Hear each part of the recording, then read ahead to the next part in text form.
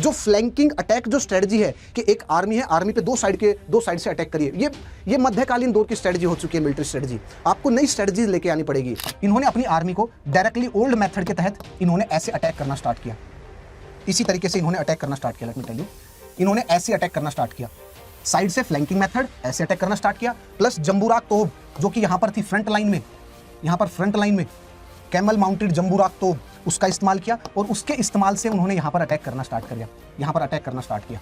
Company insured full power without any responsibility. आम जन समुदाय जा रहा है उसके पास, नवाब के पास, कि इस बार तो हम आपको कर दे नहीं सकते और कर की भी रकम थोड़ी सी कम करिएगा, इसका जो रेट है वो भी ज़्यादा है, आप 40, 45, 50% हमसे टैक्स ले रहे हैं, इसको थोड़ा कम करिए। नवाब कह रहे हैं मेरे कुछ हाथ में ही नहीं है, कंपनी के हाथ में है, आप कंपनी के पास जाइए। कंपनी के पास लोग जा रहे हैं तो कंपनी बोल रही है कि मेरे हाथ में कुछ नहीं, मैं थोड़ी नवाब हूँ, हमें तो हुकुम ने जो कहा हम तो वो कर रहे हैं, आप हुकुम के पास जाइए। हुकुम बोल रहे हैं, हम हुकुम नाम के हैं।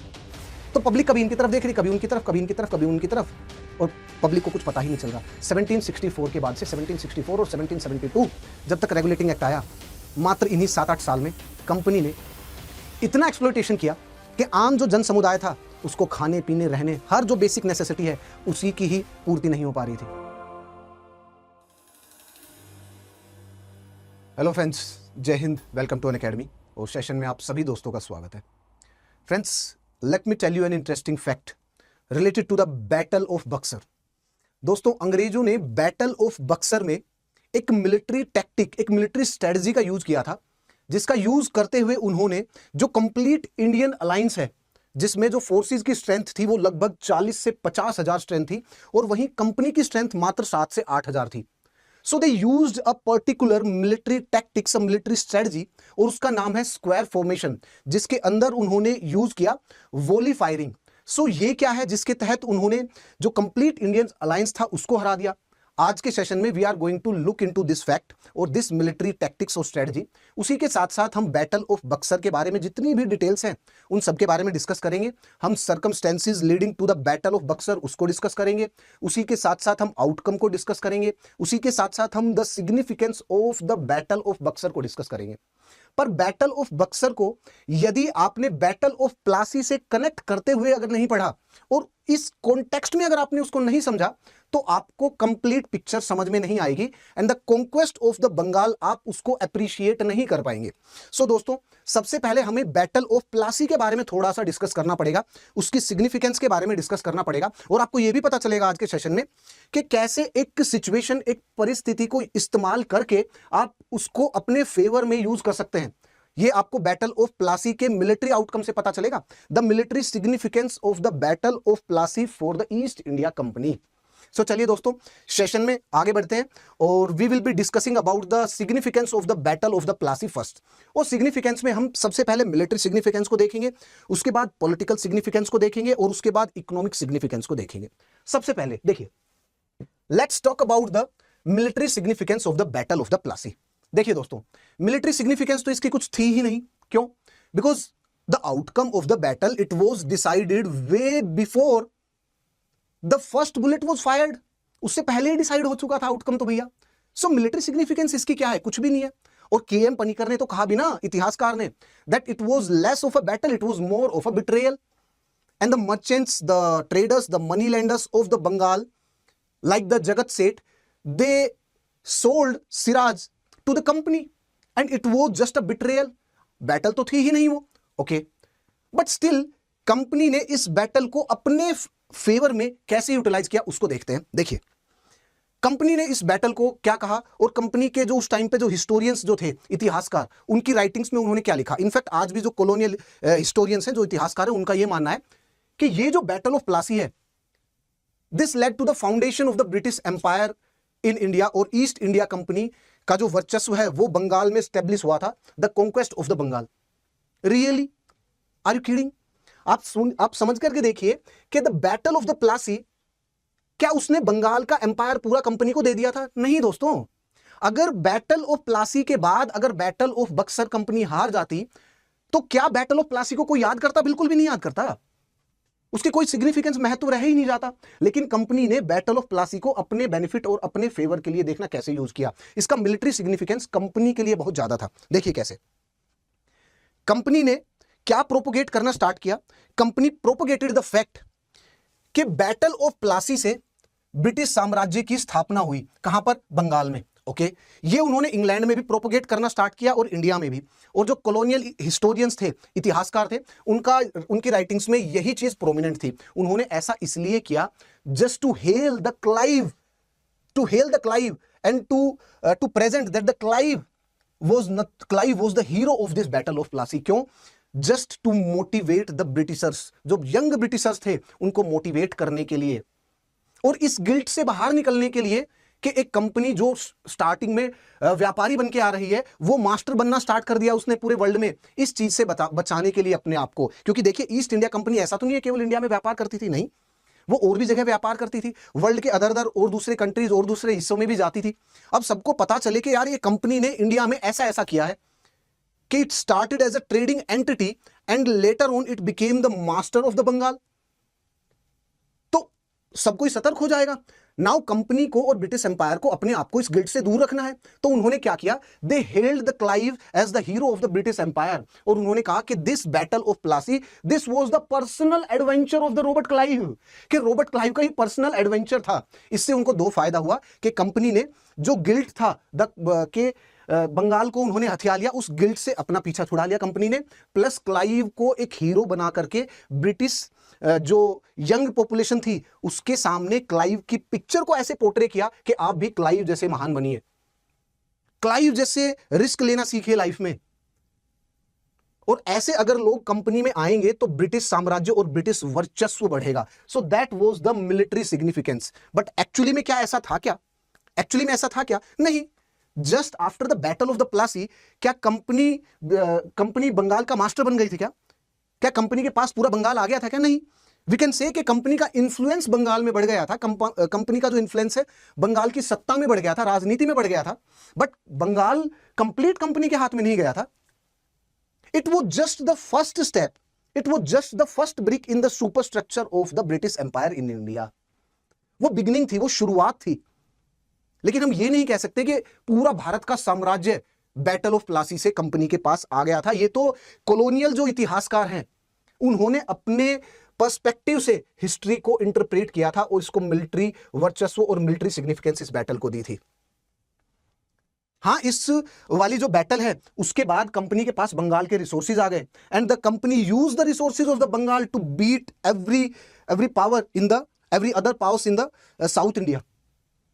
So this is the military significance of this battle of Plassey. वो क्या थी? Establishment of the British empire, और Clive was held as the hero. इसको बोलते हैं सिचुएशन को अपने पक्ष में यूज करना। और अगर हम कॉलोनियल हिस्टोरियन जैसे जेबी मलिसन, लास्ट वाले सेशन में हमने बात भी की थी, उनकी राइटिंग्स को देखते हैं तो उसमें उन्होंने क्या लिखा है? Never a battle fort in which the consequences were so fast and so immediate and permanent, कि इतनी जल्दी तो बैटल को जीत लिया गया और उसके जो आउटकम्स थे वो लॉन्ग और परमानेंट थे। तो इसका मतलब इससे क्लियरली ये बात पता चलती है कि उसकी मिलिट्री सिग्निफिकेंस इतनी थी ही नहीं। इस बैटल को इतना ग्लोरीफाई अंग्रेजों ने किया है, कॉलोनियल हिस्टोरियंस ने किया है, कंपनी को बचाने के लिए, उस गिल्ट से, ब्रिटिश एम्पायर को उस गिल्ट से बचाने के लिए कि देखिए आप लोगों ने नेटिव लोगों को दगा दिया है, धोखा दिया है। आप व्यापारी बन के आए थे लेकिन आप मास्टर बन गए और आपने पूरे संसार के साथ और पूरे वर्ल्ड के साथ ऐसा ही किया। जब आप बोलते हैं ना कि the British empire never sets, the sun never sets on the British empire, तो आप ये चीज भूल जाते हैं, आप उस गिल्ट को इस तरीके से साफ करते हैं, उसको इस तरीके से धोते हैं, उस दाग को आप। सो this is the military significance, that's the first point. उसके बाद हम चलते हैं, नाउ लेट्स डिस्कस अबाउट ये क्वेश्चन का आंसर आपको मिल गया। The battle of the Plassey made company the master of India, really is it so? हमने बिल्कुल क्लियरली डिस्कस कर लिया। अब हम आगे चलते हैं। Now let's talk about the political significance. देखिए, बैटल ऑफ प्लासी के बाद मीर जाफर को गद्दी पे बैठा दिया गया।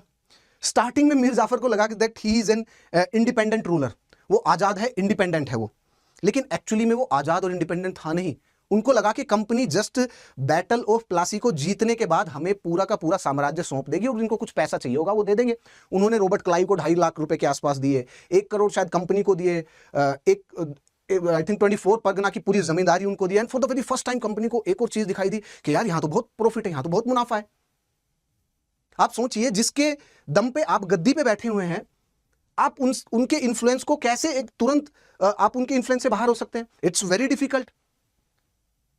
So in order to understand the political significance, you need to understand that Bengal emerged as a sponsored state for the company, क्योंकि यहीं से ही बंगाल ने, जो कंपनी है, बंगाल ने सारे पैसे उठाए थे, बंगाल को लूटना स्टार्ट किया था। फर्स्ट डोमिनेंस रहा मीर जाफर के ऊपर, उनको जो कंट्रोल था that was first in the form of the dominance, क्योंकि मीर जाफर को लगा कि पहले I am an independent ruler, लेकिन कंपनी के जो ऑफिशियल्स हैं वो बार बार आकर के उनसे पैसा लेते थे। जो इनिशियल जो दिया वो तो ठीक था ही, उसके बाद कंपनी के ऑफिशियल बार बार आ रहे थे, उनसे पैसा मांग रहे थे, हर हफ्ते आ जा रहे थे। मीर जाफर को लगा यार ऐसे तो प्रॉब्लम हो जाएगी, ऐसे तो आर्थिक संकट आ जाएगा, मैं कहां से इतना पैसा लेकर के आऊं। लेकिन वो ये चीज भूल गए थे कि जिसके दम पे आप गद्दी पे बैठे हो वो अपनी जो सत्ता है वो तो आपको शो करेंगे ही ना, वो तो आपको पक्का दिखाएंगे। तो धीरे धीरे मीर जाफर को ये बात समझ में आ गई कि I have become a puppet in the hand of the company, क्योंकि कंपनी के official actually they are using me, वो यूज कर रहे हैं अपने बेनिफिट के लिए। उन्होंने दस्तक का मिसयूज करना स्टार्ट कर दिया, उन्होंने आर्टिजन्स, मर्चेंट, इन सबको परेशान करना स्टार्ट कर दिया।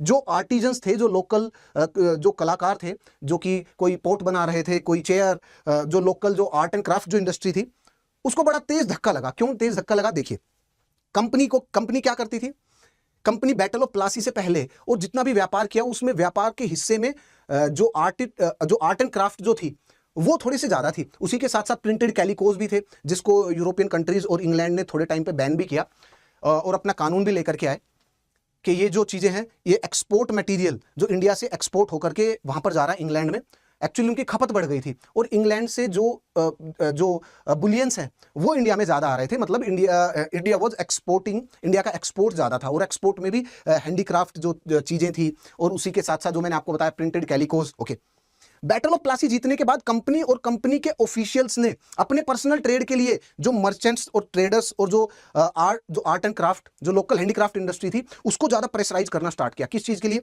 सबसे पहले तो उनका जो सामान था कंपनी परचेज करने लगी सस्ते दामों पर, जितनी कॉस्ट ऑफ मैन्युफैक्चरिंग थी उससे भी कम कॉस्ट पे परचेज करना स्टार्ट किया। मतलब they forced the artisans to sell their product, और इतने कम दाम पे कि कॉस्ट से भी कम दाम पे। अच्छा, इसका डायरेक्ट प्रेशर किस पे पड़ेगा? उन आर्टिजन्स पे पड़ेगा, है ना, उन लोकल मर्चेंट्स पे, उन लोकल मनी लेंडर्स, उन लोकल जो ट्रेडर्स थे उनके ऊपर। ओके, उसके साथ साथ they also forced the local artisans to work for the free, बिल्कुल फ्री में काम कराया उनसे। तो इसका मतलब क्या था? पॉलिटिकल सिग्निफिकेंस तो थी, political significance, it act as the Bengal act as a sponsored state for the company, और उसी से ही कंपनी ने लूटपाट और खसूट करना स्टार्ट किया पूरे बंगाल में। In fact the situation became worse after the battle of the Buxar, इसके बारे में भी हम लोग डिस्कस करेंगे। अब देखिए, now let's talk about the economic significance. ये है बंगाल, आज का बांग्लादेश, आसाम का कुछ पार्ट, उड़ीसा का कुछ पार्ट, बिहार का कुछ पार्ट, ये उस टाइम पे बंगाल था, one of the richest province of the Mughal empire, ये था बंगाल। और इसका होल्ड किसके पास है? अब कंपनी के पास है। अब देखिए, इकोनॉमिक सिग्निफिकेंस क्या थी बैटल ऑफ प्लासी की? Economic significance was the Bengal emerged as a plundered state, उसको लूटा गया, खसूटा गया। So this was the economic significance for the company of the battle of the Plassey। अब आपको ये पॉइंट समझ में आ गया। अब सोचिए, अब हम चलते हैं बैटल ऑफ बक्सर के बारे में और उसमें डिस्कस करते हैं the battle of Buxar 1764। Now सबसे पहले before discussing about the battle of Buxar, हमें इसके बारे में जो सर्कमस्टेंसेस थे उनको डिस्कस करना पड़ेगा, circumstances leading to the battle of Buxar. देखिए, मीर जाफर को गद्दी पे बैठाया गया कंपनी ने after battle of the Plassey, और मीर जाफर को कंपनी ने स्टार्टिंग में अप्रिशिएट किया। ठीक है, अप्रिशिएट किया कंपनी ने स्टार्टिंग में। कंपनी ने स्टार्टिंग में पैसे भी लूटने स्टार्ट किए उनसे, मीर जाफर से, और मीर जाफर ने भी खुश होकर के कंपनी को पैसे देने स्टार्ट किए। और मैंने आपको बताया कि, और अभी हमने थोड़ी देर पहले भी डिस्कस किया, लास्ट वाले सेशन में भी डिस्कस किया था कि कितने पैसे दिए, कहाँ कहाँ की जमींदारी दी, और कंपनी खुश होगी। कंपनी को लगा पहले बार यार यहाँ तो सोने का खजाना है, अगर हमारा यहां पर होल्ड रहा, वर्चस्व रहा, तो सोने का खजाना है यहां। तो कंपनी के जो ऑफिशियल्स थे वो प्राइवेट ट्रेड भी करने लग गए, उनको वहां से भी पैसे मिल रहा है। सो कंपनी को इस चीज में बड़ा इंटरेस्ट आने लगा। उसके बाद मीर जाफर को लेकिन इससे बड़ा प्रेशराइजिंग सिचुएशन फील होने लगी। क्यों? क्योंकि मीर जाफर के ऊपर आर्थिक प्रेशर बहुत ज्यादा आने लगा कंपनी के। The company's demands were unending actually. Company हर वक्त, हर हफ्ते, हर 10 दिन में कंपनी के जो ऑफिशियल्स थे, उनके प्राइवेट ट्रेड प्लस उनके जो करप्शन थे और जो नवाब थे, उनसे डिमांड, पैसों की डिमांड, मटेरियल की डिमांड, गिफ्ट्स की डिमांड, ये बढ़ती ही जा रही थी, ये कम ही नहीं हो रही थी। And that was putting lot of pressure on Mir Jafar. तो मीर जाफर को एक बात समझ में आ गई थी कि जब तक कंपनी है, कंपनी के ऑफिशियल है, तब तक मैं इंडिपेंडेंटली काम नहीं कर सकता। सो मीर जाफर को ये चिंता बहुत ज़्यादा सताने लगी। मीर जाफर ने थोड़ी कोशिश भी की ये करने के लिए, उनके खिलाफ एक वो स्ट्रेटजी बनाने के लिए कि कैसे भी करके कंपनी को दूर करना है और कंपनी के इन्फ्लुएंस से बाहर निकलना है और कंपनी को बंगाल से हटाना है। कंपनी को ये बात पता चली तो उन्होंने सबसे पहले मीर जाफर को गद्दी से हटाया। मीर जाफर को गद्दी से हटाने के बाद वो मीर कासिम को लेकर के आए, एक नए नुमाइंदे को, क्योंकि मीर जाफर कंपनी की जो रिक्वायरमेंट्स थी पहले तो उनको फुलफिल नहीं कर रहा था। दूसरा, मीर जाफर ने क्या करना, कंपनी के खिलाफ काम करने स्टार्ट कर दिए और कंपनी को जैसी भनक पड़ी कि वो काम खिलाफ करना स्टार्ट, उनकी एक्टिविटीज और उनकी गतिविधियों से, तो उसी के बाद से उन्होंने मीर जाफर को गद्दी से हटा दिया। अरे आप जिसके दम पे गद्दी पे बैठे हो उनके पास ये भी तो शक्ति और ताकत और क्षमता होगी ना कि वो आपको हटा भी सकते हैं ना, तो इजीली उनको हटा दिया गया। उसके बाद आए Mir Qasim and he was an able ruler. वो यंग थे, एबल रूलर थे, इंटेलिजेंट भी थे और उन्होंने कोशिश भी की, खुददार भी थे। उन्होंने पूरी कोशिश की कंपनी से अपने आप को दूर रखने की और कंपनी को हटाने की, बंगाल से कंपनी को खदेड़ने की। And because he was very able ruler, he was intelligent, so उन्होंने कुछ स्टेप लिए। उन्होंने स्टार्टिंग में, कंपनी ने ही उनको गद्दी पे बैठाया, लेकिन कंपनी के खिलाफ ही उन्होंने स्टार्टिंग में ही कुछ स्टेप लेने उनको यूजफुल लगे। देखिए उन्होंने क्या क्या स्टेप लिए, उनके बारे में बात करते हैं। मीर कासिम ने शुरू में ही क्या किया, देखिए हम जून 1757 की हमने बात की, Mir Jafar was placed on the throne but English company got influence and the exploitation of the Bengal started. उसके बाद की बात करते हैं अभी हम। देखिए उसके बाद क्या था, मीर कासिम गद्दी पे आए और मीर कासिम ने क्या किया, अपनी जो राजधानी है सबसे पहले उसको शिफ्ट किया मुंगेर, मुर्शिदाबाद से मुंगेर शिफ्ट किया पहले उन्होंने। क्यों? क्योंकि मुर्शिदाबाद की जो लोकेशन है, let me show you the location of the Murshidabad. देखिए ये कलकत्ता की लोकेशन रेड में, जो ग्रीन में है आप, ये जो location this is the Murshidabad location, और ये जो आपको ब्लू में दिखाई दे रही है this is the location of the Munger. ना उन्होंने अपनी जो कैपिटल है उसको मुर्शिदाबाद से मुंगेर शिफ्ट किया। वो इसलिए शिफ्ट किया क्योंकि जब तक वो मुर्शिदाबाद में रहेंगे यहाँ पर कंपनी का जो इन्फ्लुएंस था वो काफी ज्यादा था, और आपको अगर जब तक कंपनी के इन्फ्लुएंस में रहेंगे कंपनी आपको कोई भी काम नहीं करने देगी।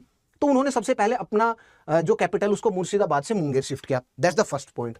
उसके बाद the second important point is, उन्होंने मुंगेर में जाते ही उन्होंने एक कैनन फैक्ट्री स्टैब्लिश की, और वो जो कैनन फैक्ट्री थी वो मुंगेर में इसलिए स्टैब्लिश की क्योंकि उनको ये बात समझ में आ गई थी कि जब तक हम मॉडर्न पद्धति लाइक कैनन वॉरफेयर, अगर इनको अपनी मिलिट्री टैक्टिक्स और मिलिट्री स्ट्रेटजी में इनको इंप्लीमेंट नहीं करेंगे और इनका इस्तेमाल नहीं करेंगे, तब तक हम कंपनी की फोर्स को हरा नहीं सकते।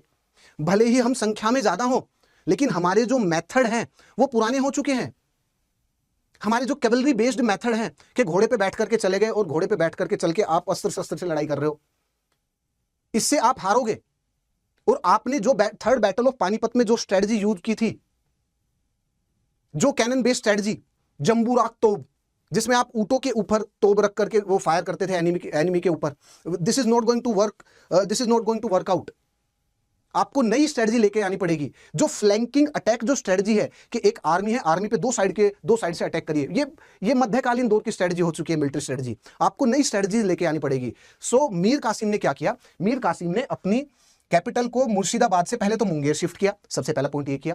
दूसरा पॉइंट उन्होंने क्या किया, दूसरा उन्होंने मॉडर्न कैनन फैक्ट्री स्टैब्लिश की। तीसरा पॉइंट क्या उन्होंने किया, he started to organise his army in on the modern scientific European lines, और उसमें यूरोपियन जो ऑफिसर्स थे उनको भी ऐड करना स्टार्ट किया ताकि वो इसको गाइड करे, इस जो आर्मी है इसको गाइड करे, ट्रेन करे कंपनी के तर्ज पर, जैसे कंपनी की आर्मी है उसी हिसाब से वो उसको ट्रेन करे।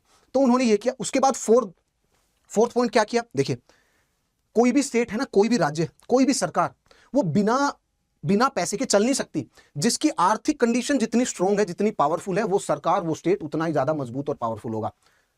चाइना का एग्जांपल देखिए आज के दिन, पाकिस्तान का एग्जांपल देख लीजिए आप आज के दिन, आप नेपाल का एग्जांपल देख लीजिए। जिस भी राज्य, जिस भी कंट्री, जिसके पास भी खजाने में कम पैसे हैं, जिसकी कंडीशन, जिस सरकार की कंडीशन, जिस स्टेट की कंडीशन अगर आर्थिक रूप से कमजोर है, वो स्टेट इतना मजबूत है ही नहीं। आप चाइना को देख लीजिए जिसके पास लगभग 3 ट्रिलियन US डॉलर उसके फॉरेक्स में है। वहीं पाकिस्तान देखिए 10 बिलियन US डॉलर, खत्म।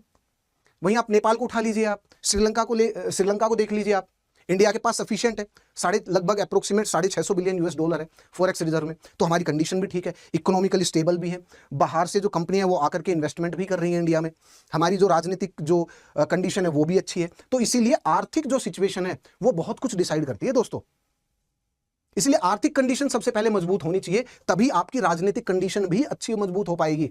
अगर आर्थिक कंडीशन मजबूत नहीं है तो आप भले ही राजनीतिक तौर पे कितने भी मजबूत हो जाइए, सैन्य तौर पे कितने भी मजबूत हो जाइए, आपकी जो सत्ता है उसमें इतना दबदबा नहीं रहने वाला।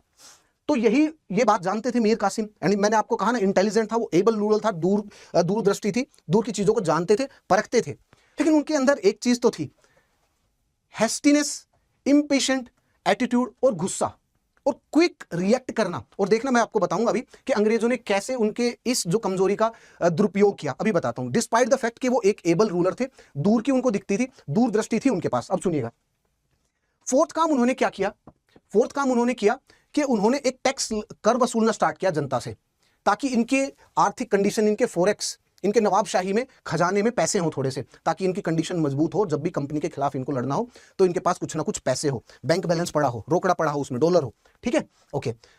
जो इन्होंने, ये 4 पॉइंट हो गए। उसके बाद उन्होंने फिफ्थ जो पॉइंट था वो था इकोनॉमिक रिफॉर्म, क्योंकि वो ये भी जानते थे कि पब्लिक से अगर कर वसूलेंगे ज्यादा जल्दी और ज्यादा अमाउंट में तो पब्लिक भी तो एक दिन खाली हो जाएगी ना, तो पब्लिक के पास जब तक पैसे नहीं रहेंगे तो हमारे पास, स्टेट के पास पैसे कैसे आएंगे। तो ये उन्होंने 5वां काम किया। और उन्होंने 6ठा काम क्या किया कि जो लोकल जो लैंडलॉर्ड्स थे, जो लोकल जो रूलर्स थे, जो लोकल फ्यूडल लॉर्ड्स थे, उनके ऊपर अपना कंट्रोल और वर्चस्व स्टैब्लिश करना स्टार्ट किया। उन्होंने ये 6 काम करने स्टार्ट किए। और इन 6 कामों को देख करके कंपनी के दिमाग में एक चीज बैठ गई कि दिस कासिम, हमने इसको गद्दी पे बैठाया और ये सभी काम कर रहा है। कैपिटल शिफ्ट की मुर्शिदाबाद से मुंगेर, हमने पूछा आपने क्यों शिफ्ट की, तो बोल रहे कि यहाँ का वातावरण और मेरे लिए अनुकूल नहीं है, और यहाँ के वातावरण से मुझे सफोकेशन आती है और I am not feeling good, इसलिए मैं अपनी कैपिटल को शिफ्ट कर रहा हूँ मुंगेर। बोला ठीक है चलिए कर लीजिए। बोला लेकिन तोप की फैक्ट्री, कैनन फैक्ट्री क्यों स्टैब्लिश की? और कैनन फैक्ट्री स्टैब्लिश की, ठीक है, उन्होंने कहा कि ये लोकल उसके लिए है, यूज के लिए, ये आपके अगेंस्ट नहीं होगी। लेकिन कंपनी के ऑफिशियल तो कंपनी के ऑफिशियल है, वो जानते थे कि मीर कासिम किस रास्ते पे जा रहे हैं, उससे अपनी आर्थिक कंडीशन भी ठीक कर रहे हैं। तो कंपनी के ऑफिशियल इस बात को समझ गए थे। लेकिन कंपनी के ऑफिशियल ये भी बात को समझते थे कि इनसे गलती करानी है, अगर अटैक करना है तो इनसे गलती करानी है और इनको मोरली डाउन करना है, ताकि इतिहास हमें यह कहे कि कंपनी ने पहले अटैक नहीं किया, पहले अटैक मीर कासिम ने किया था, इसीलिए हमने मीर कासिम को बैटल में हराया और उनको मारा। कंपनी को पहले यह करना था। तो कंपनी ने क्या किया, कंपनी ने एक और चीज देखा कि उस टाइम पे क्या था कि ठीक है कैनन फैक्ट्री स्टैब्लिश कर लिया, ओके, लेकिन कंपनी का जो साल्ट पीटर था ना, बारूद, उसके ऊपर कंट्रोल था, उसके ट्रेडिंग के ऊपर कंट्रोल था। तो कंपनी को पता था चलिए ठीक है कैनन तो बना लिया, लेकिन बारूद कहां से लेकर के आएंगे। इस चीज को सोल्व करने के लिए मीर कासिम ने सेंट्रल एशियन जो ट्रेडर्स और मर्चेंट्स थे उनके साथ समझौता करना, उनके साथ बात करनी स्टार्ट की। अब कंपनी को समझ में आ गया now this is the right time, अब मीर कासिम को नहीं छोड़ना। अगर मीर कासिम को अगर अभी छोड़ दिया तो समझ लेना सत्ता पे कुछ ना कुछ वो वीक हो जाएगा, वीक होल्ड हो जाएगा, अगर मीर कासिम को अभी छोड़ दिया तो कंपनी ने क्या किया, वहां पर ये मुंगेर जो जगह है ये पटना के आसपास है, ठीक है, ये बिहार साइड में है। वहां पर जो नवाब के ऑफिशियल थे, नवाब के कोर्ट में और नवाब का जो पैलेस था, वहां पर एक जो ब्रिटिश रेजिडेंट है वो गए मिस्टर एलिस, विलियम एलिस, उनको भेजा गया, एक्चुअली उनको भेजा गया कंपनी की तरफ से कि जाइए और जाकर के कोई भी एपिसोड, कोई भी इंसिडेंट्स क्रिएट करिए जिससे जो नवाब है वो उनको गुस्सा आए और वो कोई ना कोई ऐसा कदम उठाए जो कि हमारे पक्ष में हो। तो मिस्टर एलिस गए और उन्होंने जाने के बाद जो कुछ नवाब के जो ऑफिशियल्स थे उनके साथ बदसलूकी की, उनको पिटाई करी और ये बवाल हुआ। इसको बोलते हैं एलिस एपिसोड। और इस एलिस एपिसोड को देखते हुए जो नवाब थे मीर कासिम, उन्होंने क्या किया, मिस्टर एलिस को कैप्चर किया, उनको पकड़ा और उनको पहले धोया। फिर उसके बाद उन्होंने पटना में जितनी भी ब्रिटिश सेटलमेंट्स थी उन सबके ऊपर अटैक कर दिया। और बस यही तो कंपनी चाहती थी। कंपनी इसी चीज का तो वेट कर रही थी कि ये इंपेशेंट हो, एंगर शो करे, कुछ ना कुछ दिखाए, गुस्से में कोई ना कोई गलत स्टेप ले, और गलत स्टेप लेते ही फिर कंपनी के पास मोरल अथॉरिटी आ जाएगी और इतिहास उनको कुछ भी नहीं बोलेगा। फिर उसके बाद कंपनी ने पटना को रिट्रीव किया, कंपनी की फोर्सेज आई और पटना में जहां जहां पर नवाब ने अपना कंट्रोल किया था वहां पर पूरा का पूरा उसको वापस ले लिया गया। और नवाब ने कुछ, इंक्लूडिंग मिस्टर एलिस, कुछ लगभग 45-46 इंग्लिश जो ऑफिसर्स और ऑफिशियल्स को वो किया था, कैप्चर बंदी बनाया था। फिर उनको मारने के बाद उन्होंने उनकी डेड बॉडीज एक कुएं में डाल दी नवाब ने। और कंपनी ने इसी चीज को इशू बनाते हुए, जैसे मैंने आपको ब्लैक होल ट्रेजेडी बताई थी ना लास्ट वाले सेशन में, बैटल ऑफ द प्लासी में, कि कैसे सिराजुद्दौला को पहले कंपनी ने बदनाम किया, बदनाम करने के बाद उनकी मोरल सपोर्ट को हटाया, पब्लिक को दिखाया कि ये बोले ये तो दानव है। तो ऐसे ही कंपनी ने उस वाले इंसिडेंट्स को लोगों के सामने पोर्ट्रे किया, इनको भी बदनाम किया उस वाली स्ट्रेटजी के तहत, और फिर उन पे अटैक करके और पटना को रिट्रीव किया, मुंगेर को, मुर्शिदाबाद और पूरा का पूरा जो बंगाल था उनके ऊपर कंपनी ने कंट्रोल, वर्चस्व अपना स्टेब्लिश कर लिया। जो मीर कासिम थे वो भग करके वापस अवध के पास चले गए। अवध में थे सुजाउद्दौला, और उनके साथ बैठ करके, उनके साथ मिल करके उन्होंने कंपनी के खिलाफ अटैक की प्लानिंग की। और उसके बाद जो सुजाउद्दौला थे उन्होंने मुगल एम्परर शाह आलम को भी अपने पक्ष में लिया, और ये था पूरा इंडियन अलायंस। ये देखिएगा, इंडियन अलायंस में कौन थे?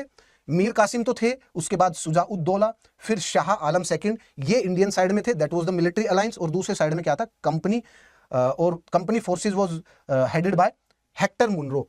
और ये लड़ाई हुई 22 अक्टूबर 1764, बैटल ऑफ बक्सर। और बैटल ऑफ बक्सर में किसकी विजय हुई? कौन जीता? कंपनी जीती। और वो क्या स्ट्रेटजी यूज की थी उन्होंने? स्क्वायर फॉर्मेशन और वोली फायरिंग। इसके बारे में बात करते हैं। स्क्वायर फॉर्मेशन पद्धति के तहत उसके अंदर वोली फायरिंग वाली टेक्निक आती है। अब इसकी ये क्या है, इसके बारे में बात करते हैं। देखिए, इंडियन अलायंस की स्ट्रेंथ कितनी थी? 40 से 50 हजार। ओके, इनके पास मैक्सिमम क्या थी? कैवलरी, मतलब घोड़े पे जो घुड़सवार है उनका एक लीडर होगा, और उनके पीछे उनके सैनिक होंगे जो कि घोड़े पे होंगे, इसको बोलते हैं कैवलरी। और ये अटैक करेगी अपने एनिमी पर, फ्रंट अटैक अपने एनिमी पर। ओके, तो इंडियंस के पास क्या था? ये अंग्रेजों के पास सेना कितनी थी? 70 से 80 हजार, और इनके पास क्या था? इन्फेंट्री, कैवलरी नहीं, इन्फेंट्री। और ये लोग बंदूक से और तोप से अटैक करते थे। इंडियन अलायंस के पास भी तोप थी, पर उनके पास ऊंटों के ऊपर रखी हुई जंबूराक तोप बोलते हैं उनको, जो कि थर्ड बैटल ऑफ पानीपत में सुजाउद्दौला ने अगेंस्ट द मराठाज यूज करी थी। और बड़ा अच्छा परिणाम था उसका, क्योंकि सामने जो लड़ने वाले थे वो कौन थे भैया? सामने लड़ने वाले मराठा थे, वो भी इंडियंस थे, उनके पास एथिक्स थे, उनके पास वैल्यूज थी। लेकिन अंग्रेज क्या, ना तो अपनी मिलिट्री स्ट्रेटजी बताते थे और अपनी मिलिट्री स्ट्रेटजी में भी चेंजेस लेके आते थे।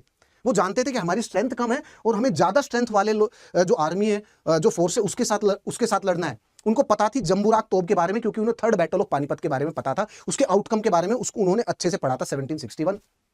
और इनफैक्ट इतिहासकार ये लिखते हैं, the battle of Panipat this decided कि कौन इंडिया पे रूल करेगा। ये डिसाइड नहीं किया, बट ये कंफर्म हो गया था कि कौन रूल नहीं करेगा। मराठा रूल नहीं करेंगे, मुगल्स रूल नहीं करेंगे, और दुर्रानी एम्पायर ये भी रूल नहीं करेगा। ये कंफर्म डिसाइड हो गया था, क्योंकि इन्होंने अपनी सारी स्ट्रेंथ उस थर्ड बैटल ऑफ पानीपत में एग्जॉस्ट कर चुके थे। सो ये क्लियर हो गया था थर्ड बैटल ऑफ पानीपत कि कंपनी जिसने अपनी स्ट्रेंथ को बचा करके रखा है, अब ये है इसके पास डोमिनेंट पोजीशन पूरे के पूरे नॉर्थ इंडिया में। और नॉर्थ इंडिया जिसमें पंजाब, हरियाणा, राजस्थान, मध्य प्रदेश का भी पार्ट, यूपी, बिहार और West Bengal. So that was the third battle of Panipat and the close observation of the third battle of Panipat by the company। और उसमें जो जंबूराक तोप यूज की थी ना, उसका कि जंबूराक तोप से कैसे उन्होंने मराठा जो कैवलरी है उसको हराया, उसको डिफीट किया। और इसीलिए जो कंपनी है उसने अपनी इन्फेंट्री को कुछ इस तरीके से ऑर्गेनाइज किया कि वो उनकी कैवलरी को डिफीट कर सके, और वो मेथड था स्क्वायर फॉर्मेशन और वॉली फायरिंग। इस स्क्वायर फॉर्मेशन पद्धति के तहत वॉली फायरिंग आती है, इसके बारे में बात करते हैं। सुनिएगा, देखिए, इंडियंस के पास मोस्टली दो स्ट्रेटजी ही थी, मैंने आपको बताया, और इस स्ट्रेटजी के बारे में अंग्रेजों को पता चल गया था, the third battle of Panipat 1761। Okay, और एट मैक्स इंडियन जो साइड थी वो फ्लैंकिंग अटैक स्ट्रेटजी यूज करते थे। वो क्या है एक बार मैं आपको बता देता हूं। देखिए, लेट अस से दिस इज अ फोर्स, ये एक यूनिट है पूरी फोर्स की, ठीक है, ये एक यूनिट है पूरी फोर्स की, जिसमें लगा लीजिए 40-50 हजार सैनिक है, और सामने वाली जो फोर्स है, दिस इज ये सामने वाली फोर्स है। ओके, सो ये जो सामने वाली फोर्स है ये क्या करती थी? फ्लैंकिंग स्ट्रेटजी के तहत ये दो साइड से अटैक करती थी, इस साइड से, और इसके कारण क्या था, दूसरे वाली जो फोर्स है उसमें अफरा तफरी मच जाती थी, और अफरा तफरी का फायदा उठा करके और लीडरलेसनेस का फायदा उठा करके, क्योंकि पहले जो प्रोमिनेंट जो चुनिंदा लीडर थे उनको टारगेट बनाया जाता था, ये थी फ्लैंकिंग स्ट्रेटजी। तो इंडियंस के पास एक ये थी फ्लैंकिंग स्ट्रेटजी, दूसरी थी जंबूराक तोप, कि जंबूराक तोप यहां पर लगा करके ऊंटों को बैठा करके उनके ऊपर तोप लगा के और यहाँ पर अगर डायरेक्ट फायर करते हैं तो इनकी जो फोर्स है उसमें वो बिखर जाएगी और उसमें क्योस आ जाएगा, वो बिखर जाएगी और उसके बाद when we will be attacking तब हमें फायदा मिल सकता है ये फ्लैंकिंग स्ट्रेटजी के तहत। ओके, अंग्रेज इस चीज को जानते थे, इस स्ट्रेटजी को, और अंग्रेजों ने क्या किया, अंग्रेजों ने अपनी स्ट्रेटजी चेंज की। उनको ये पता था हमारे पास केवल 7 से 8 हजार ही सिपाही है और उसमें से भी इंडियन सिपाही उन्होंने ऐड करना स्टार्ट कर दिया था अपनी फोर्स में। सामने वाले के पास 40 से 50 हजार है सोल्जर्स, हमारे पास कितने 7 से 8 हजार, तो हमारी स्ट्रेंथ क्या है इन्फेंट्री। ओके, उनके पास क्या है कैवलरी, घुड़सवार। तो इन्होंने क्या किया, इन्होंने स्क्वायर फॉर्मेशन बनाना स्टार्ट किए। स्क्वायर फॉर्मेशन मतलब कि ये सामने वाले की मिलिट्री है पूरी, ये अंग्रेजों की मिलिट्री है, यहां पर थोड़ी थोड़ी बिल्कुल छोटी है यहाँ पर, तो उन्होंने इसके स्क्वायर फॉर्मेशन बनाने स्टार्ट किए, स्क्वायर फॉर्मेशन, और ऐसे स्क्वायर फॉर्मेशन बना दिए उन्होंने।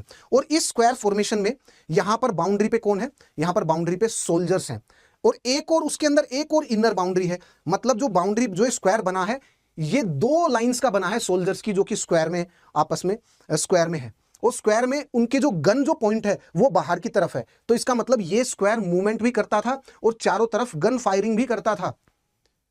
और एक जो फर्स्ट जो लाइन है, जैसे ही उसने फायरिंग किया वो नीचे बैठती थी और सेकंड लाइन ऊपर की तरफ आती थी और फायरिंग करते हुए आगे बढ़ती थी। तो उसने कैवलरी को बहुत हैवी नुकसान दिया। उसने कैवलरी की जो स्ट्रेटजी थी ना, ये फ्लैंकिंग स्ट्रेटजी, जो दूसरे साइड से आ रहे थे, अटैक कर रहे थे, उसको बहुत भारी नुकसान किया इस वाली स्ट्रेटजी ने। और इस वाली स्ट्रेटजी को बोलते हैं द फायरिंग स्ट्रेटजी। ये जो स्ट्रेटजी मैंने आपको बताई ना अभी, जिसके बारे में हमने डिस्कस किया, just a minute, square formation जो स्ट्रेटजी है, और ये कैसे थी, लेट्स डिस्कस। देखिए, ये स्ट्रेटजी कुछ इस तरीके से थी, जैसे ये एनिमी है, ये एनिमी यूनिट है। Okay, this is the enemy unit. Just a minute friends, I think चीजें बिल्कुल स्पष्ट क्लियर है। चलिए लेट मी, जैसे this is the enemy force, ये एनिमी फोर्स है। Okay, now this enemy force पे वो किस तरीके से अटैक करेंगे स्क्वायर फॉर्मेशन से, let me tell you. This is the enemy force. Okay, now ये जो एनिमी फोर्स है, इसके सामने अंग्रेजों की फोर्स थी। This is the force of the Britishers, this is the British force, small छोटी है, ये ब्रिटिश फोर्स है। ओके, नाउ ये जो ब्रिटिश फोर्स है, इसमें उन्होंने इसको स्क्वायर में कन्वर्ट कर दिया कि जब भी आप अटैक करें तब आप एक काम करिएगा, स्क्वायर में कन्वर्ट हो जाइएगा। और स्क्वायर कैसे, लेट मी टेल यू। जैसे छोटे छोटे स्क्वायर बनाने स्टार्ट कर दिए इन्होंने, लेट मी शो यू। ऐसे छोटे छोटे स्क्वायर बनाने स्टार्ट कर दिए, छोटे छोटे स्क्वायर बनाने स्टार्ट कर दिए, छोटे छोटे स्क्वायर। ये बड़े स्क्वायर को छोटे छोटे स्क्वायर में, जैसे ही सामने वाली आर्मी अटैक करे, आपको ऐसे छोटे छोटे स्क्वायर्स में कन्वर्ट हो जाना है। और जितने भी जो सोल्जर्स थे वो इस स्क्वायर के चारों तरफ थे। इस स्क्वायर में, ये जो स्क्वायर है, यहां पर सोल्जर्स थे। This is the first line of the soldier, जिनका जो फेस था वो बाहर की तरफ था। ओके, उसके साथ साथ जो दूसरा है, द सेकेंड लाइन इज, जो सेकेंड लाइन है वो इसके जस्ट पीछे थी सोल्जर्स की, क्योंकि जैसे ही पहले वाले ने फायर किया तो दूसरा जो लाइन है वो, पहले वाले तो नीचे बैठ जाएंगे और दूसरे वाले ऊपर की तरफ, वो ऊपर की तरफ खड़े हो जाएंगे, और वो जब फायर करेंगे बाहर की तरफ तो पहले वालों को टाइम मिल जाएगा उसको रिलोड करने का। सो दिस इज द, और ये फिर आगे बढ़ते रहेंगे। नाउ इन्होंने अपनी आर्मी को डायरेक्टली ओल्ड मेथड के तहत इन्होंने ऐसे अटैक करना स्टार्ट किया। इसी तरीके से इन्होंने अटैक करना स्टार्ट किया। लेट मी टेल यू, इन्होंने ऐसे अटैक करना स्टार्ट किया, साइड से फ्लैंकिंग मेथड, ऐसे अटैक करना स्टार्ट किया, प्लस जंबूराक तोप जो कि यहां पर थी फ्रंट लाइन में, यहां पर फ्रंट लाइन में कैमल माउंटेड जंबूराक तोप, उसका इस्तेमाल किया, और उसके इस्तेमाल से उन्होंने यहां पर अटैक करना स्टार्ट कर दिया, यहां पर अटैक करना स्टार्ट किया, यहां पर अटैक करना स्टार्ट किया। तो अंग्रेज इस चीज का फायदा उठा गए। ये जो स्क्वायर फॉर्मेशन और ये वोली फायरिंग थी ना, इसको यूज किया अंग्रेजों ने और बैटल ऑफ बक्सर को जीत गए। इसकी मिलिट्री सिग्निफिकेंस क्या है, please do let me know. आप सोचिएगा, कमेंट सेक्शन में बताइए, और फिर उसके बाद सेशन में आगे बढ़िएगा। पहले सोचिए एक बार के लिए, इसकी जो मिलिट्री सिग्निफिकेंस है वो ये है। इससे ये पता चल गई, इससे ये पता चलता है अंग्रेजों को, स्पेशली कंपनी को, कि जो इंडियंस, जो मिलिट्री मेथड्स हैं, जो इंडियन आर्मी है जो उस टाइम पे थी, Indian military method, Indian military strategy और Indian leaders, specially the Indian military leadership, वो डिजनरेट हो चुकी है, उसमें कोई दम नहीं है अब। उनके जो ओल्ड मेथड्स हैं उससे बात नहीं बनेगी, और वो कैवलरी से बाहर नहीं निकल रहे, घुड़सवार से। क्यों? जब पूरी दुनिया इन्फेंट्री बेस जा रही है तो आप कैवलरी का यूज क्यों कर रहे हैं? आप क्यों घोड़े को यूज कर रहे हैं? के सामने एक लीडर है, एक घोड़े पे एक लीडर है, और उसके चारों, उसके जो पीछे लगभग 100-200 उनके जो है वो हॉर्समैन है, और आप दुश्मन के ऊपर अटैक कर रहे हैं। क्यों ऐसा कर रहे हैं? क्योंकि जो लीडर है उसका निहित स्वार्थ है। क्यों? क्योंकि वो जो लीडर है वो ही इनके मेंटेनेंस के लिए राजा से पैसे लेता है। मतलब ये एक लोकल मिलिट्री लीडर है, और इसकी स्ट्रेंथ और इसकी पावर और इसकी सत्ता तभी तक है जब तक ये इस 200, 300, 250 या 1000 लोगों को संभाल रहा है। इसीलिए ये जो कैवलरी बेस्ड मेथड है, इससे बाहर निकलने की कोशिश नहीं कर रहे थे Indian leaders, Indian military leaders. क्यों? क्योंकि यहां पर लोकल फ्यूडल लॉर्ड्स का दबदबा था। वहीं अंग्रेज अपने मेथड्स को लगातार, मिलिट्री मेथड्स को इवोल्व कर रहे थे। ये उसका परिमाण है। समझ में आ गया आपको? आगे की तरफ चले। Now things are clear. अब हम चलते हैं यहां पर circumstances leading to the battle. चलिए इसको देखते हैं, इसके बारे में बात करते हैं। देखिए भाई, आपको लोकेशन पता चल गई, कलकत्ता, मुंगेर, मुर्शिदाबाद। ओके, नाउ अब हम आगे चलते हैं और इससे रिलेटेड कुछ चीजों को नोट डाउन करते हैं। Circumstances leading to the battle of Plassey, leading to the battle of Buxar. हमने बैटल ऑफ प्लासी के बारे में बात की। अब हम बैटल ऑफ बक्सर से रिलेटेड जो एलिस एपिसोड है उसके बारे में हम लोग बात करते हैं। देखिए भाई, नाउ एक्चुअली क्या था, एक्सप्लोइटेशन स्टार्टेड। मीर जाफर का एक्सप्लोइटेशन स्टार्ट हो गया, और मीर जाफर ने क्या किया? मीर जाफर ने कंपनी के खिलाफ प्लॉय करने स्टार्ट कर दिए। क्योंकि मीर जाफर ने क्या किया, मीर जाफर को तो ये बात समझ में आ गई कि यार कंपनी की डिमांड्स दे आर अनएंडिंग, और उसके अलावा मैं तो इनके हाथ में केवल पपिट हूं।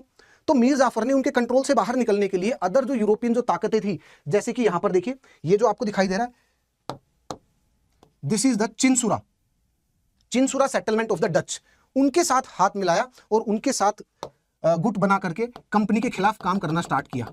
अंग्रेजों को ये बात पता चली, इंग्लिश को, यार हमने ही आपको बैठाया गद्दी पे और हमारे खिलाफ ही काम कर रहे हो।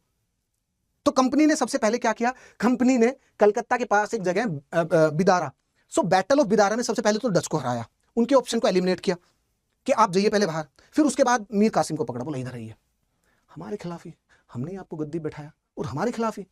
तो उसके बाद मीर जाफर को उन्होंने हटा दिया, और मीर जाफर को हटाने के बाद वो मीर कासिम को लेकर के आए थे। और मीर जाफर को हटाया क्यों? क्योंकि उन्होंने प्लॉय करना स्टार्ट कर दिया था और कंपनी को पैसे नहीं दे रहे थे, दूसरा उनके खिलाफ काम करना स्टार्ट कर दिया था। तो इसी चीज को नोट डाउन करते हैं और आगे बढ़ते हैं। देखिए, जस्ट अ मिनट, देखिएगा,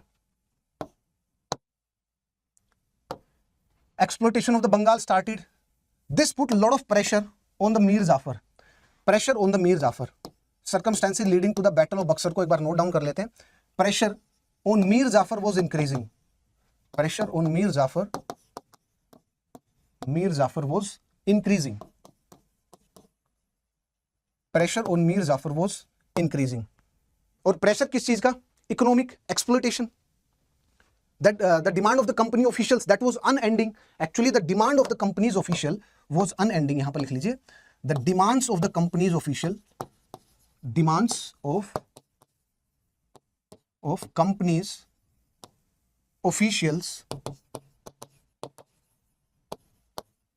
were unending, and this was putting lot of pressure on Mir Jafar. और इसी के चलते हुए Mir Jafar he joined the hand with the Dutch settlement, उसी के चलते हुए he joined hand with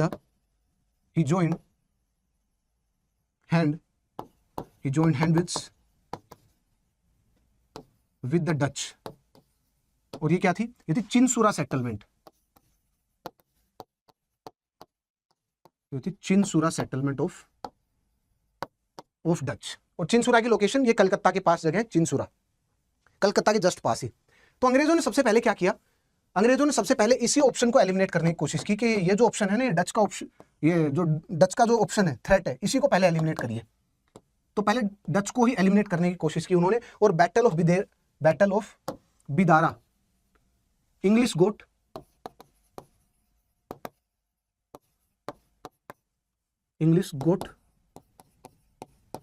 to know about the plan, क्योंकि मीर जाफर और डच दोनों मिलकर के कंपनी की सेटलमेंट पे अटैक करने वाले थे, कंपनी के जो एसेट्स थे उनके ऊपर अटैक करने वाले थे। And English got to no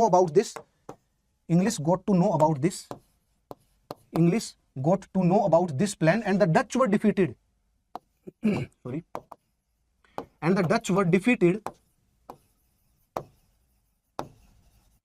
defeated in the Dutch were defeated in the, next page में लिख लेंगे कोई बात नहीं, Dutch were defeated in the, Dutch were defeated in the battle of Bedara, that is north of Calcutta, Dutch were defeated in the battle of बिदारा।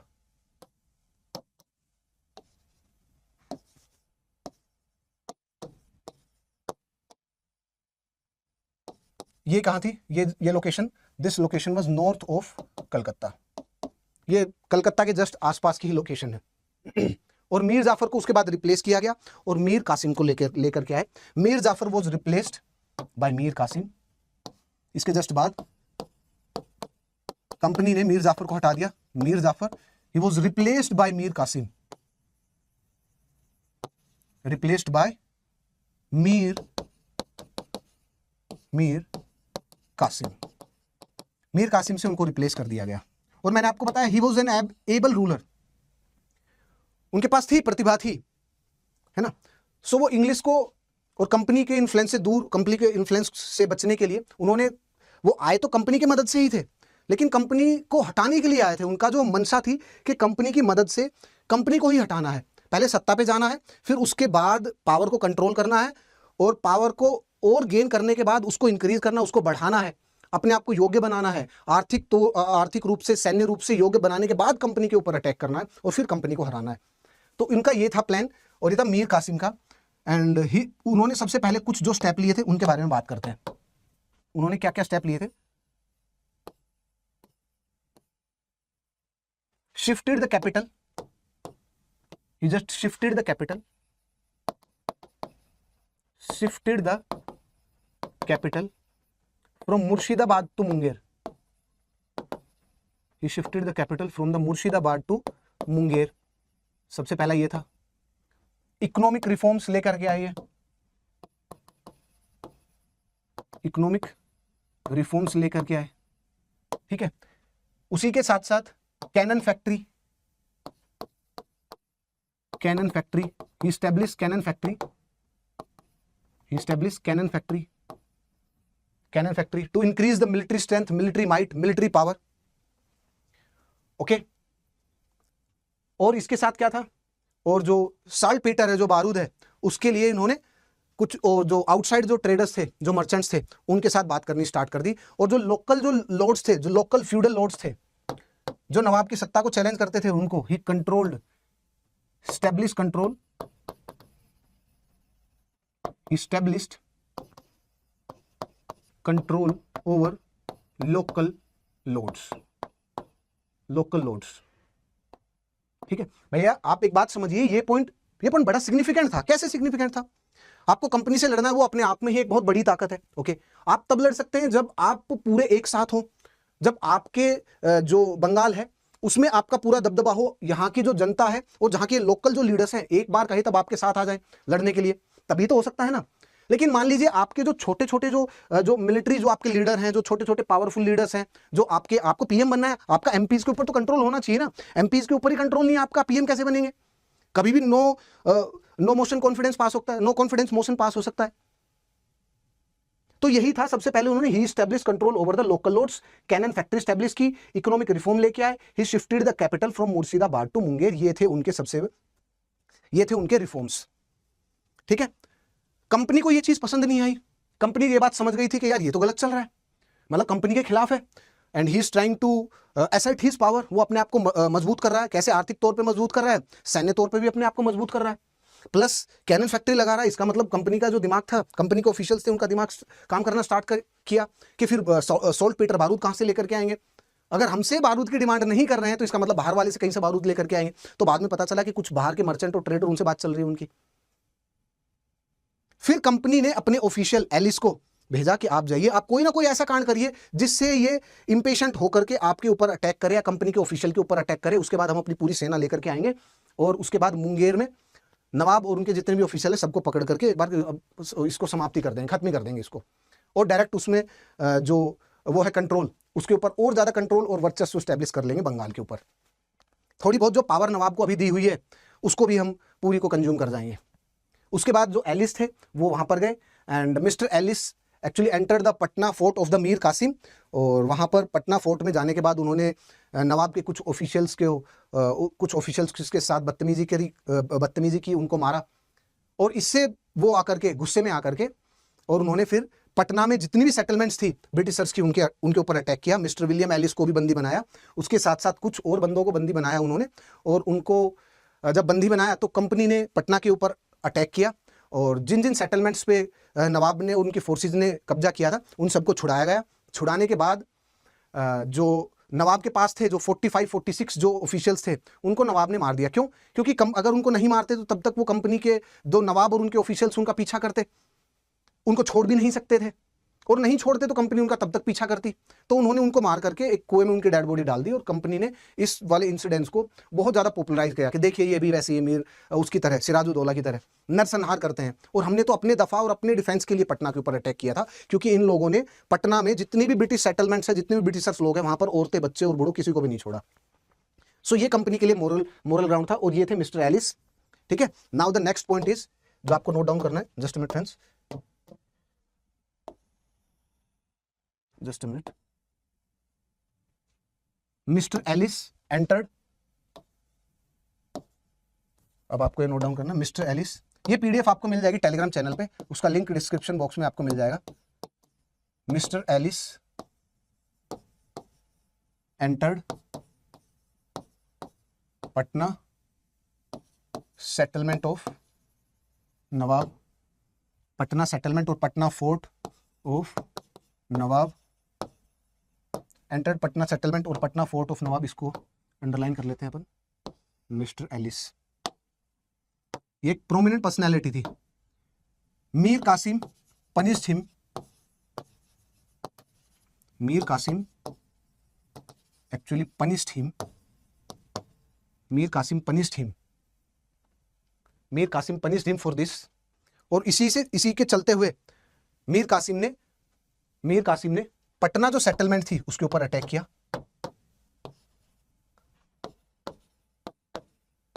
Mir Qasim attacked Patna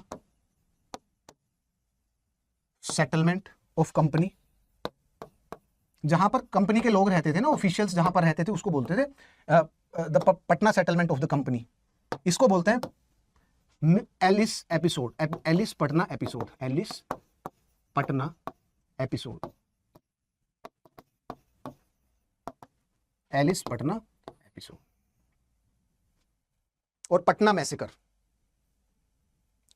ठीक है, उसके बाद क्योंकि पटना पे उन्होंने कंट्रोल स्टैब्लिश कर लिया कंपनी ने अटैक करने के बाद, सो मीर कासिम थे वो अवध चले गए, और अवध में फिर शुजा-उद-दौला के साथ बैठ करके उन्होंने समझौता किया, और शुजा-उद-दौला और जो शाह आलम थे उनके साथ एक इंडियन अलायंस बनाया, और फिर उन्होंने battle of Buxar, company, the forces of the company and the Indian alliance, वो बक्सर में एक दूसरे के आमने सामने आए, और फिर उसके बाद क्या हुआ, and then this leads to the battle of Buxar. और ये दोस्तों पृष्ठभूमि थी बैटल ऑफ बक्सर की। ये पृष्ठभूमि किसकी थी? बैटल ऑफ बक्सर की। ये थी battle of Buxar. This led to battle of Buxar. This led to battle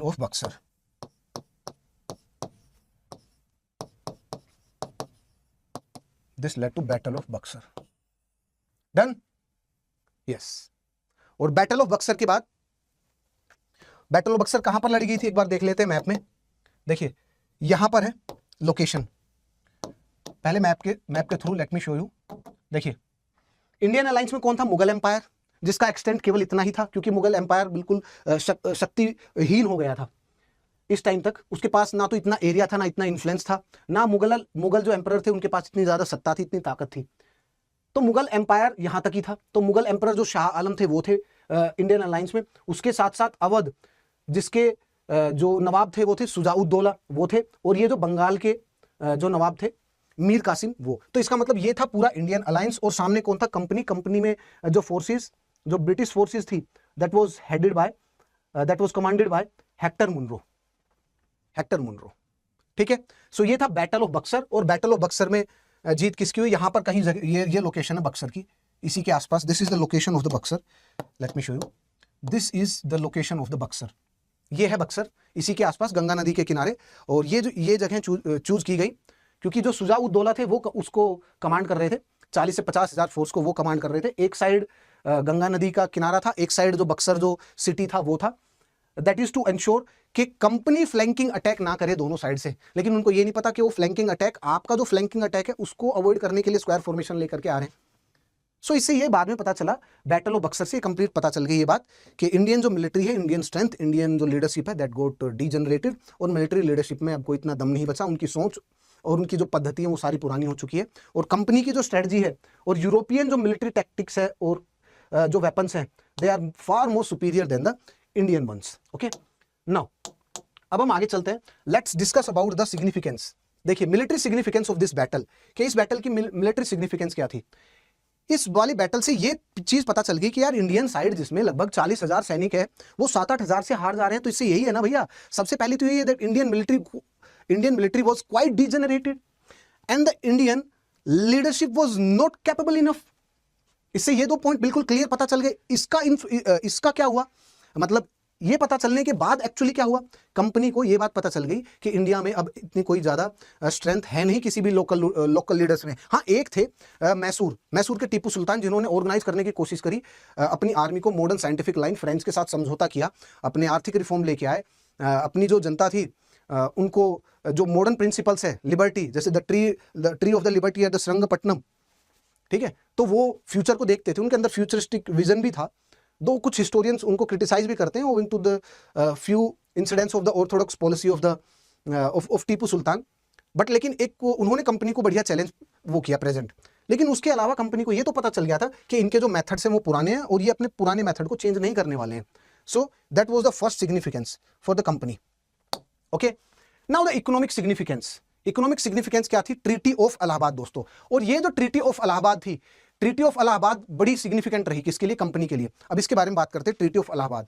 देखिए, आफ्टर बैटल ऑफ बक्सर, सबसे पहले अगस्त 1765 में ट्रीटी ऑफ इलाहाबाद साइन की कंपनी ने, and under the treaty of Allahabad जो मुगल एम्परर थे शाह आलम, कंपनी ने उनसे रिटर्न में दीवानी राइट ले लिए बंगाल के, मतलब the right of collecting the revenue. That was very significant point. आप देखिए, एक राज्य और एक स्टेट के लिए सबसे बड़ी चीज क्या होती है दोस्तों, इंडियन गवर्नमेंट है।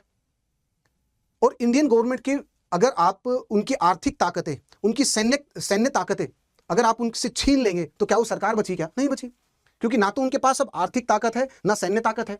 सरकार की कर वसूलने की ताकत और सेना रखने की ताकत अगर किसी सरकार के पास नहीं है तो इसका मतलब वो सरकार खत्म है, कमजोर है। तो कंपनी ने क्या किया, कंपनी ने नवाब को, जो मीर जाफर थे उनके पुत्र निजाम उद दौला, मीर जाफर को हटाने के बाद उनको अब एज अ पपिट रूलर लेके आए।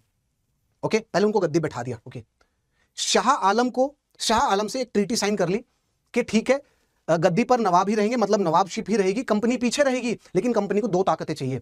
कंपनी को सबसे पहली ताकत बंगाल में चाहिए कर वसूलने की, टैक्स वसूलने की। तो इसके लिए ट्रीटी ऑफ इलाहाबाद शाह आलम के साथ साइन हुई। ट्रीटी ऑफ इलाहाबाद से दीवानी राइट ले लिए गए। सोचिए, पूरे बंगाल में, दिस इज यहां पर पूरे बंगाल में अब जो सरकार है किसकी, नवाब की सरकार। वो केवल नवाब आपको कुर्सी पर बैठे हुए दिखाई देंगे, लेकिन नवाब का काम कौन कर रहे, कंपनी। कंपनी ने कहा कि हमने तो मीर जाफर को इसलिए हटाया क्योंकि वो ठीक से एडमिनिस्ट्रेशन कर नहीं पा रहे थे और हमारे खिलाफ ही काम कर रहे थे और आपको जनता को अच्छे से रख नहीं पा रहे थे। मीर कासिम को हटाने के बाद और बैटल ऑफ बक्सर में सबके अलायंस को हराने के बाद जनता को क्या एक्सप्लेनेशन दिया कि he was not an capable ruler, इसीलिए हमने उसको हटाया। और देखिए उनका नरसंहार, देखिए कितने लोगों को कुएं में गिरा करके मार दिया उन्होंने। और इसकी जगह हम आपके ही किसी को लेकर के आएंगे, आपके बीच में से ही एक नया नवाब बनाएंगे हम। तो एक नया नवाब लेकर के आए, निजाम उद दौला। और आपके ही जो लाइनेज है, जो नवाबशिप की, जो आप लोगों के ही जन समुदाय के ही जो नवाब है, उन्हीं के ही लाइनेज के एक वो आ गए, निजाम उद दौला। लेकिन actually he was just a puppet nawab. पीछे से कौन था, पीछे से स्ट्रिंग कौन पुल कर रहे थे, वो थी कंपनी। और कंपनी ने क्या किया, कंपनी ने दो अधिकार ले लिए। एक था पैसे कलेक्ट, मतलब रेवेन्यू कलेक्शन का मतलब क्या है कि जितना भी, जैसे जो भी आप टैक्स भर रहे हैं, आज के दिन हो गया जीएसटी हो गया, कर वसूलने की, जीएसटी हो गया, डायरेक्ट टैक्स, इनकम टैक्स वगैरह, जितने भी जो सरकार की सबसे बड़ी रीढ़ की हड्डी है आर्थिक, उसके लिए, कंट्रोल के लिए, वर्चस्व के लिए, सरकार के खजाने के लिए, सरकारी खजाने के लिए वो सारी ताकत किसने ले ली? उसके मतलब सबसे बड़ा पोर्शन कंपनी ने ले लिया उसका। तो नवाब के पास क्या बचा? नवाब तो केवल और केवल दिखाने के लिए नवाब के पास सत्ता और पावर है। तो कंपनी ने through this treaty of Allahabad अपने लिए पैसों की व्यवस्था कर ली, दीवानी राइट, ओके। उसी के साथ साथ कंपनी को यह भी पता था कि पैसों के साथ साथ मेरे को यह भी मेंटेन करना है कि मिलिट्री फोर्स हो मेरे पास, और नवाब की जो मिलिट्री फोर्स है उसको डिसबैंड करवाना है, कि आप कोई भी फोर्स नहीं रखोगे। आप सोचिए, किसी भी सरकार में दो ताकतें, रेवेन्यू कलेक्शन की, मिलिट्री की, ये दो ताकतें ही नहीं रही तो वो सरकार क्या पावरफुल बचेगी ही नहीं। This government is actually susceptible to the external influence now. बिल्कुल हो सकता है उसको एक्सटर्नल इन्फ्लुएंस से दबाया जा सकता है, उसको कंट्रोल किया जा सकता है, ब्राउबीट किया जा सकता है उसको। कंपनी ने ऐसा ही किया। उसके बाद निजामुद्दौला से भी ट्रीटी साइन की और उसके तहत कंपनी ने निजामत राइट अपने पास रख लिए। और निजामत राइट मतलब ट्रूप्स को मेंटेन करने का अधिकार अब उनके पास है। नवाब को अपनी नेसेसरी फोर्स अगर पुलिस के फॉर्म में रखना चाहे तो रख सकते हैं, बाकी आर्मी को डिसबैंड करेंगे। और कंपनी की जो आर्मी है वो आपकी कैपिटल में रहेगी, एक ब्रिटिश रेजिडेंट आपके पास रहेगा, और आपको ना मिलिट्री पे टेंशन लेनी, ना आपको पैसे वगैरह कर वसूलने की टेंशन नहीं लेनी। कंपनी अपने आप सारा काम कर लेगी। आप नवाब हैं, आपके पास सारी सत्ता है, हम केवल पीछे से बैठ करके आपका मैनेजमेंट करेंगे सारा। बट एक्चुअली कंपनी ने क्या इंश्योर किया इस बैटल ऑफ बक्सर के बाद? इन दो ट्रीटी ऑफ इलाहाबाद और जो निजाम उद्दौला के साथ जो ट्रीटी साइन की थी, जिससे उन्होंने दीवानी राइट और निजामत राइट लिए थे, इससे उन्होंने ये इंश्योर किया कि पैसे प्लस मिलिट्री जो पावर है वो हमारे कंट्रोल में आ जाए और नवाब के कंट्रोल से बाहर चली जाए। और अगर कोई भी पॉपुलेशन को, जो जन समुदाय है, उसका कोई भी काम करना है तो वो अपने नवाब के पास आए, हमारे पास ना आए। सो company ensured this treaty, they established dual government. Dual government मतलब नवाब भी दिख रहा है लेकिन पीछे से कंपनी है, तो this is called the dual government. And the company ensured full power without any responsibility. Company ensured full power without any responsibility. अगर आम जन समुदाय जा रहा है उसके पास, नवाब के पास, कि इस बार तो हम आपको कर दे नहीं सकते और कर की भी रकम थोड़ी सी कम करिएगा, इसका जो रेट है वो भी ज़्यादा है, आप 40, 45, 50% हमसे टैक्स ले रहे हैं, इसको थोड़ा कम करिए। नवाब कह रहे हैं मेरे कुछ हाथ में ही नहीं है, कंपनी के हाथ में है, आप कंपनी के पास जाइए। कंपनी के पास लोग जा रहे हैं तो कंपनी बोल रही है कि मेरे हाथ में कुछ नहीं, मैं थोड़ी नवाब हूँ, हमें तो हुकुम ने जो कहा हम तो वो कर रहे हैं, आप हुकुम के पास जाइए। हुकुम बोल रहे हैं, हम हुकुम नाम के हैं। तो पब्लिक कभी इनकी तरफ देख रही, कभी उनकी तरफ, कभी इनकी तरफ, कभी उनकी तरफ, और पब्लिक को कुछ पता ही नहीं चल रहा। 1764 के बाद से 1764 और 1772 जब तक रेगुलेटिंग एक्ट आया, मात्र इन्हीं 7-8 साल में कंपनी ने इतना एक्सप्लॉयटेशन किया कि आम जो जन समुदाय था उसको खाने पीने रहने हर जो बेसिक नेसेसिटी है उसकी की ही पूर्ति नहीं हो पा रही थी। और 1769-1770s में बंगाल में एक फेमीन हुआ, अकाल पड़ा, जिसमें 1/3 of the Bengal population was wiped out अकाल के कारण। और that was mainly why? Because of the corruption of the company's official. उन्होंने ओपन लूट मचा दी थी बंगाल में। बैटल ऑफ प्लासी के बाद जो उन्होंने डायरेक्ट मीर कासिम से और मीर जाफर से जो भी पैसे लिए थे वो किस चीज में इस्तेमाल किए? वो अगेंस्ट मैसूर के अगेंस्ट इस्तेमाल किए। और इसके बाद फिर बैटल ऑफ बक्सर के बाद जो लूटपाट जितनी भी थी उसका जो भी पैसा आया, the company officials and the company used the money from the exploitation of the Bengal in order to defeat the powers in the south, to defeat the power in the south of the India. समझ में आया आपको? Okay, ये एक point हो गया, ठीक है।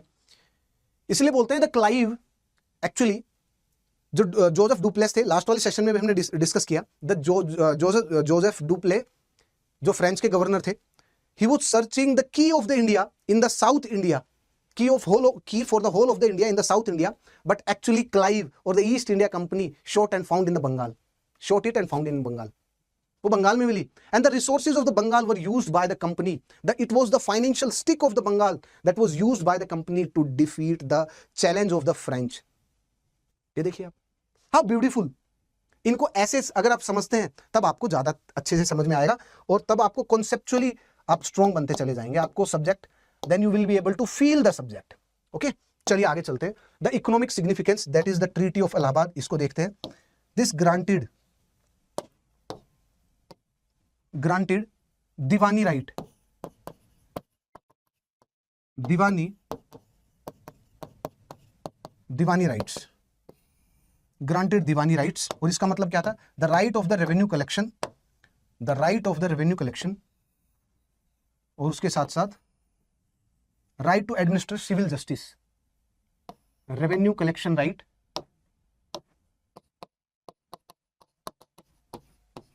Revenue collection rights, revenue collection rights और civil administration, right to administer civil justice,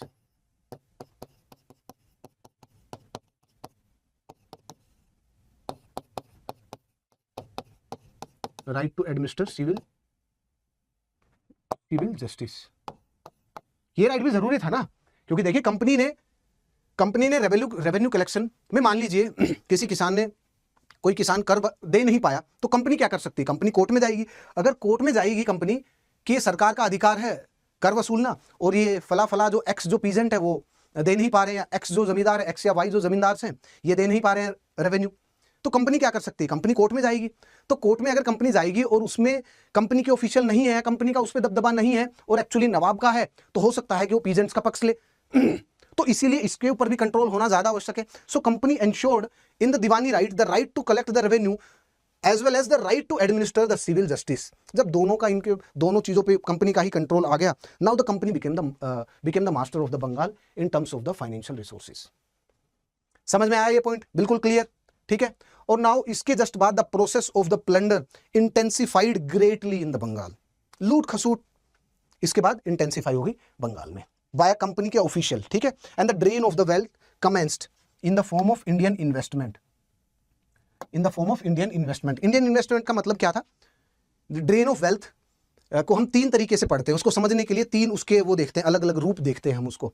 जैसे एक हो गया इंडियन इन्वेस्टमेंट हो गया, कैपिटलिज्म का फॉर्म हो गया उसका, और एक हो गया डायरेक्ट के यहाँ से जो ऑफिशियल्स थे, ब्रिटिश ऑफिशियल्स थे, उनका जो सैलरीज आ रही है और उनका जो पेंशन है, वॉर्स एंड बैटल्स जो कंपनी, तो ये तीन फॉर्म है। इन तीन फॉर्म के तहत इंडिया के जो पैसे हैं उनको इंग्लैंड में भेजा जा रहा था। तो स्टार्टिंग में सबसे पहले था इंडियन इन्वेस्टमेंट। इंडियन इन्वेस्टमेंट में क्या था? लिटरली कंपनी के officials when they establish the control over the Bengal, उसकी सत्ता के ऊपर जब उनका कंट्रोल आया, वर्चस्व आया, then they use this influence, political dominance और पॉलिटिकल इन्फ्लुएंस, वो लोगों को, आर्टिजन्स को डायरेक्टली ब्राउबीट करने के लिए, उनको दबाने के लिए उसको यूज कर रहे थे। Literally the Indian money was used to purchase और to buy the Indian products.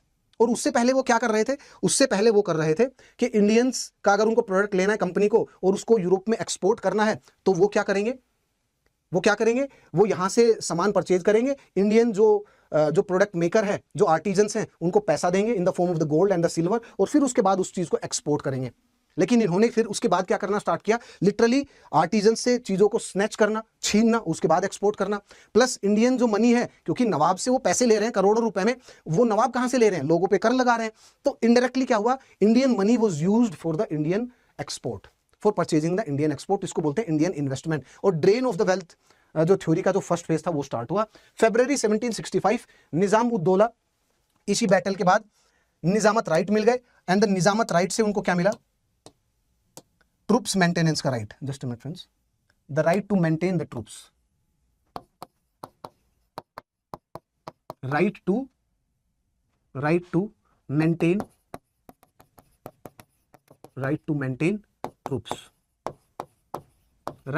Troops, ठीक है। And the battle of Buxar actually it sealed the fate of Indians, it sealed the fate of India.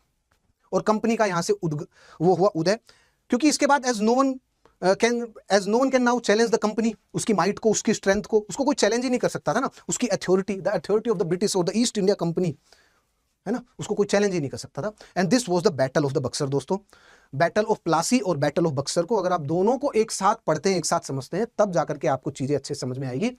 अगर अंग्रेज और British historians ये बोलते हैं कि that it was the battle of the Plassey, जिसके कारण जो ब्रिटिश साम्राज्य है और जो ईस्ट इंडिया कंपनी है उसका वर्चस्व और उसका डोमिनेंस इंडिया में स्टैब्लिश हुआ, तो वो टोटली राइट नहीं है। वो ब्रिटिश हिस्टोरियंस की इंटरप्रिटेशन इस प्रकार से है। क्यों? क्योंकि वो इंटरप्रिटेशन ब्रिटिशर्स को और ईस्ट इंडिया कंपनी और जो ब्रिटिश गवर्नमेंट है उसके लिए फायदेमंद है, उसके लिए दो पक्ष के लिए फायदेमंद है। वो ब्रिटिश के जो कॉन्क्वेस्ट है, ईस्ट इंडिया कंपनी का जो कॉन्क्वेस्ट है, India the conquest of the Bengal, उसके गिल्ट से बच जाएंगे। उनकी इमेज प्रोटेक्ट हो जाएगी, प्लस वो अपने जो लोकल जो यूथ है उनको भी वो कर पाएंगे, मोटिवेट कर पाएंगे कि आप रॉबर्ट क्लाइव की तरह बनिए, पर्सनल रिस्क लीजिए, कंपनी को ज्वाइन करिए। अगर आप में योग्यता है तो आप क्लर्क से वो होकर के, अगर आपने एज अ क्लर्क की पोस्ट पे ज्वाइन किया या आपने फैक्टर की पोस्ट पे ज्वाइन किया तो भी आप गवर्नर बन सकते हैं, इतनी ऊपर तक पहुंच सकते हैं। So this ensured what in long term, this promote the efficiency in the company. दो कंपनी में बाद में करप्शन था owing to the personal, but राजनीतिक सत्ता तो उन्होंने गेन की ना।